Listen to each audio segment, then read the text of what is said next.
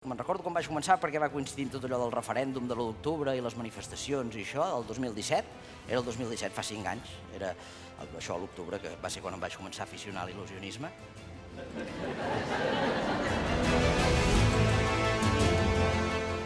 Mentre no arriben a la plaça, aquells toros viuen en semillibertat, les millors pastures, els millors cuidados.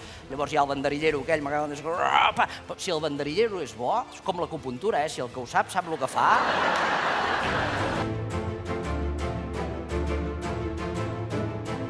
Peyu, ara ens diràs que t'agraden els toros. No és que m'agrada, tampoc m'agraden els accidents de trànsit i quan n'hi ha un sempre frens una mica per mirar, també.